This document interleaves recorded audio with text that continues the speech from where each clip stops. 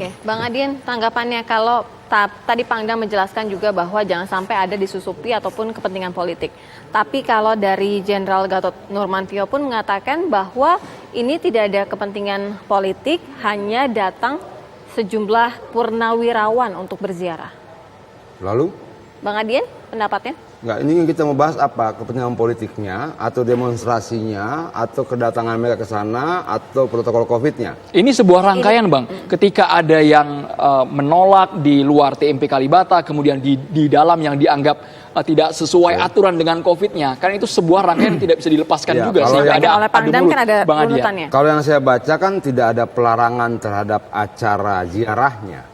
Yang ada adalah pengaturan protokol COVID-nya. Itu dulu dong. Jumlahnya. Iya dong. Oke. Oke. Orang mau ziarah dilarang nggak? Nggak ada. Yang saya baca, saya ikuti berkali-kali itu. Oke, yang terjadi apa? Yang terjadi Dandimnya kalau tidak salah waktu itu cuma minta ini diatur. Jangan beramai-ramai tapi per 30 masuk, per 30 masuk, 30 masuk ziarah, 30 masuk ziarah. Jadi kita clearkan dulu di antara kita. Apakah ada pelarangan ziarah? Tidak ada. Yang Selama ada izin ya? Yang ada bahwa itu diatur. Itu dulu. Nah terus kedua, bagaimana dengan demonstran yang itu? Berapa demonstrannya? Kalau Pak Ahmad Yani tadi bilang, Bang Yani bilang tadi ada sekitar 3 mobil angkot. 3 mobil angkot itu 30. Loh, oke, berapa masa yang bersama dengan Pak Gatot? Ratusan katanya tadi kan. Ya kalau gitu biarin aja yang 30 ini. Kenapa yang 30 ini dengan kekuatan segitu tidak akan bisa buat apa-apa selain berbicara dan berteriak-teriak saja. Tidak perlu harus terjadi benturan di lapangan. Kenapa? Mereka yang paling tidak siap. Mereka tidak datang dengan kekuatan untuk konfrontasi fisik. Mereka tidak datang dengan kekuatan dengan jumlah untuk bentrokan fisik. Kenapa? Jumlahnya sedikit. Itu loh. Makanya ketika di televisi kita lihat, di berita kita lihat mereka dikejar-kejar, emang ada jumlahnya sedikit. Artinya mereka tidak dalam posisi untuk apa? Untuk chaos, tidak. Dengan jumlah segitu tidak mungkin, menurut saya gitu ya. Di lapangan lebih menguasai lapangan justru yang bersama-sama dengan Bang Yani dan Bang Gatot. Nah lalu problemnya apa? Problemnya kenapa mereka kemudian dikejar-kejar? Itu salah satunya kenapa? Karena mereka tidak akan melakukan apapun kalau dari jumlah itu. Tidak akan melakukan tindakan fisik apapun selain orasi-orasi saja. Itu yang saya lihat ya. Kita bisa lihat gambarnya. Bahkan sebagian itu masih di dalam angkot, disuruh keluar oleh polisi, disuruh lari karena angkotnya ketahan. Itu loh. Ini bukan formasi keotik dari demonstran. Mobil komando mereka ada 2, gitu loh. Artinya kalau kita mau membangun situasi chaos tidak butuh 2 mobil komando, itu mempersulit gerak tuh. Nah hal-hal kayak begitu gitu loh. Lalu yang jadi masalah apa ya? Menurut saya cuma keributan saat situasi yang sebenarnya tidak perlu terjadi kalau masing-masing pihak menahan diri. Itu saya ya kita lihat ini ada berapa orang, 30 orang. Oke, kekuatan Pak Gatot berapa? Ada ratusan. Ya udah biarin aja dia bicara di situ. Kalau perlu panggil polisinya, Pak. Kalau mereka mau tetap orasi saja tapi jaga jarak. Gitu. Tidak perlu menyerang. Itu. Ini kan sederhana, tidak ada persoalan yang saya lihat di acara TMP yang luar biasa, yang harus kita biasa-biasa aja. Kemudian artinya sebenarnya kalau ingin ziarah ya tidak harus ada penolakan juga ya Bang ya di luar, penolakan meskipun ya masa yang ada di luar meskipun jumlahnya lebih sedikit daripada para purnawirawan itu Bang Adien. Nah itu yang saya tidak tahu apakah orasi mereka menolak ziarah atau menolak kami kan kita nggak tahu. Oke. Nah kita selesaikan dulu dong di sini datanya diperkuat gitu. Karena menurut saya siapa orang di Republik ini yang bisa menolak ziarah? Itu loh. Setahu saya tidak ada. Itu. Nah mereka datang ke situ nolak ziarah. Apa mereka berpikir di situ ada kami?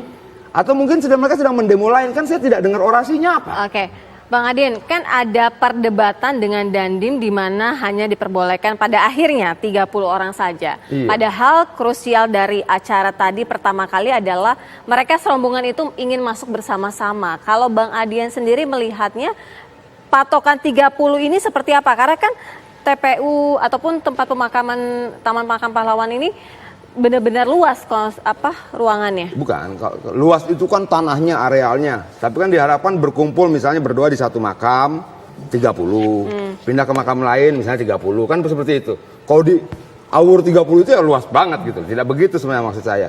Yang penting kita selaraskan dulu pemikiran di antara kita. Apakah ada pelarangan ziarah yang dilakukan oleh Dandim saat itu? Yang saya baca tidak ada. Dia cuma minta ayo kita taati protokol COVID-19. Dan ini tidak cuman dalam acara itu. Tadi malam nih Mbak, teman saya itu datang ke saya. Dia makan nasi goreng, berempat nih. Lalu tukang nasi gorengnya bilang gini, Pak jangan makan di sini Pak, makanya di bawah pohon-pohon itu. Kenapa? Dirazia. Gitu. Cuma 4 orang itu dirazia oleh Satpol PP. Nah negara dalam situasi seperti ini memang harus ketat. Ada jutaan, ada triliunan rupiah yang kita keluarkan, yang dia akan sia-sia kemudian kalau tidak ada disiplin yang dikuatkan di bawah. Harusnya itu yang dipertimbangkan juga oleh rombongan oleh purnawirawan siapapun. ini. Oke, Kita, oleh saya siapapun. di DPR misalnya setiap kali rapat diminta sekarang cuma diwakili satu fraksi 1 orang, satu poksi 1 orang untuk rapat bergantian gitu.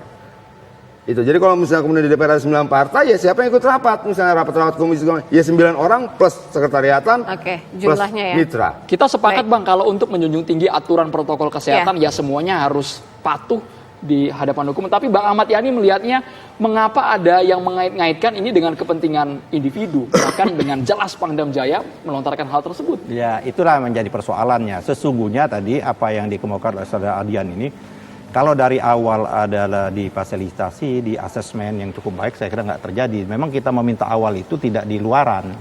Ya, untuk supaya ada acara itu di gedung samping yang diminta oleh Pak Soeharto itu.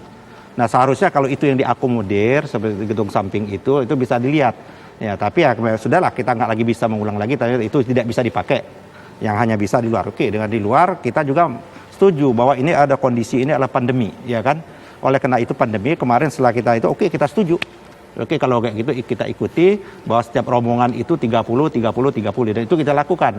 Nah tapi sayangnya adalah ini Bung Adian, sayangnya setelah acara kloter pertama itu tidak dibolehkan untuk kloter kedua, kloter ketiga, kloter keempat nggak boleh, disuruh langsung pulang. Itu yang membuat saya kira kawan-kawan purnawirawan ini, kami datang ini mau ziarah seperti itu. Nah yang itu yang membuat terjadi agak ketegangan. Nah seharusnya itu juga oke, kalau memang tidak memungkinkan 30 kurangin lagi ya nggak apa-apa, 20 ya kan siap kloter lagi.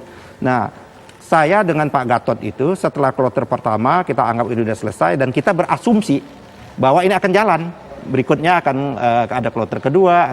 Ternyata kita mendapat info dan saya dapat juga dari kawan yang masih di sana, enggak. Langsung setelah Pak Gatot selesai kami pulang itu di stop, ya kan? Di stop, tidak boleh lagi untuk yang rombongan berikutnya. Nah pada waktu yang bersamaan itu ada suara juga itu, ya kan? Ada suara yang tadi saya setuju sama Bang Adian. Dan kalau kita lihat dari anatomi karakter yang ikut yang 30 orang kan kita bisa baca lah, Bang Adian kan aktivis juga. Memang dia bukan karakter sebenarnya, yang hadir itu dari karakter aktivis lah. Anak-anak muda seperti itu. Kalau aktivis kan tahu lah, kita tahu seperti itu. Nah itu mereka memang yang di dalam itu diam, yang cuma hanya beberapa orang aja yang orasi, ya kan, di atas mobil komando. Nah yang satu sisi ini nggak boleh, ya kan, yang nggak boleh lagi kloter ditutup, yang di sisi ini tetap berteriak-teriak itu. Nah, teriak-teriakannya itu memang tidak memperbolehkan. Saya seperti itu, tidak memperbolehkan teriakan yang di atas mobil komando. Itu juga yang membuat, ya kan, mungkin purnawirawan ini kok kami belum boleh dibolehkan, yang ini seperti itu. Tapi baik. Yang jadi terakhir kan bisa kita lihat itu kan bisa terselesaikan dengan cukup baik seperti itu kan. Yang purnawirawannya juga sebagaimana dikemukakan oleh Bang Adian itu juga mencegah, ya kan, jangan sampai mencegah betul, dan dari pihak itu juga segera pergi seperti itu. Jadi nggak ada hal-hal yang seperti itu. Tapi memang prosesnya itu ada proses pengaturan. Singkat saja. Ini proses. Kalau kita setuju sebentar, kalau memang kita ini adalah PSBB, artinya pengaturan. Ya kan, kalau kita lockdown total berarti tidak boleh sama sekali. Nah, proses pengaturan ini yang seharusnya yang singkat, Bang Adian. Ya, menurut saya masalah sederhana. Bagaimana kita menahan diri aja. Maksudnya gini, kalau kemarin misalnya kan di berita tuh saya baca purnawirawan mengejar mahasiswa. Ini berita-berita dan judul-judul yang sangat bombastis menurut saya. Apa iya sih purnawirawan setelah itu mengejar-ngejar mahasiswa? Faktanya nggak ada. Bukan, enggak maksudnya. Nah, apa ini yang harus kita luruskan dalam diskusi-diskusi seperti ini? Ada enggak? Oke, mahasiswa itu datang untuk posisi chaos? Tidak, jumlahnya sedikit.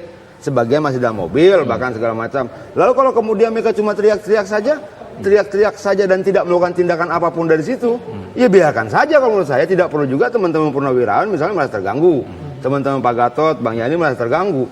Kenapa? Kalau kita bicara gangguan telinga terhadap pernyataan-pernyataan, akan banyak yang kemudian sangat gampang tersinggung, sangat gampang marah dan sebagainya. Nah menurut saya, Baik. ya kita tahan diri aja lah. Tahan Oke, diri. baik, Poinnya tahan sudah diri. kami Terima dapat. kasih, Terima Bang kasih banyak Adian Bang Adian Apitupulu. Apitupulu dan juga Pak Bang Ahmad Habib Dhani, yang terima sudah kasih. hadir Sudah di habis kabar waktu petang. kita. Tadi kalau Terima kita kasih. daftar ada 5 narasumber untuk Iya. dialog dengan tema yang sama. Terima kasih.